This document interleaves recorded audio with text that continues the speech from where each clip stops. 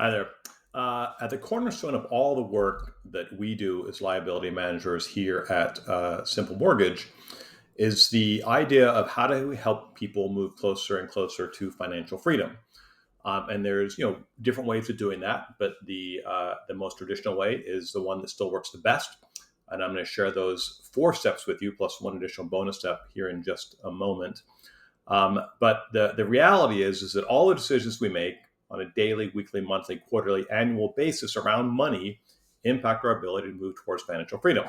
But at the end of the day, financial freedom means different things to different people, right? And I don't know what it means to you. I know what it means to me, but that's changed over the years and so forth. So the steps are the same, doesn't really matter. But the most critical part at the end of the day is the part of it that is kind of important to you, right? And how do you kind of look at that? So let's jump into it here. You don't need to look at me right away.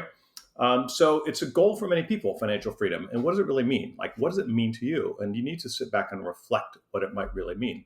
Is there some kind of secret? I'll tell you, there is no secret. How to get started?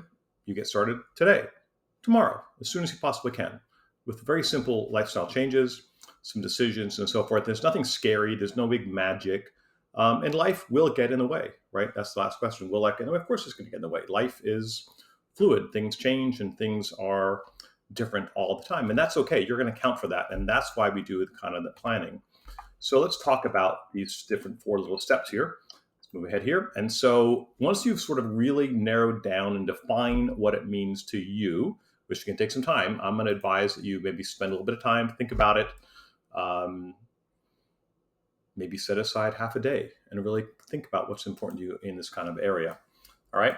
Then ultimately, you're going to be able to make a decision a little bit better from there. All right. So the first thing you do, the very first step is emergency fund. So step number one here is create 3 to 6 months worth of living expenses. So I guess the easy answer there is, do you know what it costs to live from month to month for yourself? And if you don't, you need to figure that out first.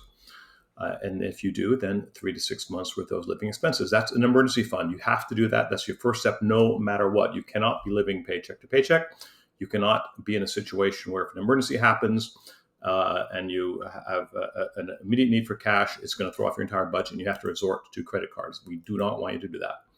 The next thing is what we call a consumer debt snowball. Get rid of all your debt, right? You got to get rid of all your debt with the exception of a mortgage. We'll talk about that in a moment. But all your consumer debt, that's credit cards, car loans. Maybe if you own your own business, you can have a car loan or a car lease because it's a write-off. But other than that, get rid of your credit cards, get rid of consumer debt, get rid of airplane loans, boat loans, timeshare loans, anything that gets in the way of your cash flow.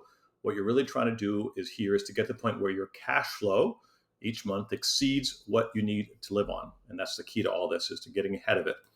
And then that money becomes what you do to put into kind of long-term investments and so forth. All right. And so, again, just looking when we get to here now, we start talking about step number 3. Step number 3 is build massive liquidity, and you're investing in the marketplace. So you got number 1, you got an emergency fund. You got number 2, you've gotten rid of all your debt. And this may take a few months, a few years, whatever it is, doesn't matter. And now all your excess cash flow goes into building massive liquidity. Massive liquidity can mean whatever it means to you, but it means lots of liquidity. Liquidity creates opportunities. It creates protection. It creates different ways for you to live your life. It creates lifestyle. And this is where the magic really happens, is all your extra cash flow, all your money should be working for you in some manner. I don't talk about in these 4 steps different ways to invest. Entirely different conversation. Bottom line is you have to have your money somewhere and it's growing for you, right? So then step number 4 then is now back to this kind of mortgage. Do you pay off the mortgage, or do you have liquidity assets greater than your loan balance? The American dream really used to be, let's get that mortgage paid off. And so I want you to really think about, is that's what's important to you? That was our grandparents' goal, to get the mortgage paid off. That was their dream. Now that homes are a lot more expensive and living is a lot more expensive, I question how important that dream really is. But I view having your mortgage paid off, if you have a $500,000 mortgage, you have $500,000 in investments, you are mortgage free. You're now making a choice to pay off the mortgage or not pay off the mortgage.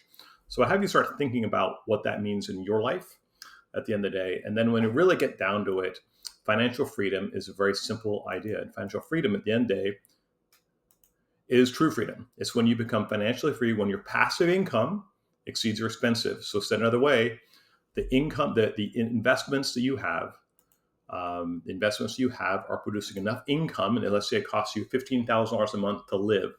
the investments you have are producing more than $15,000 a month in income, and you choose to work or not choose based on your lifestyle and what you have to do. That's when you become financially freedom. And I think a lot of people who get to that point are continuing to work. It doesn't mean they don't work. It means they're doing things in their life that are fulfilling, meaningful for them. They're making a difference in the world. And you can do that all the way along these 4 different steps. But that's sort of where I think the goal should be. It's what I'm working on personally as well. And I would encourage you to follow along our teachings as we do it. And thank you very much for listening. I hope you enjoyed these 4 steps, plus 1 bonus step, passive income exceeding your expenses. Thanks.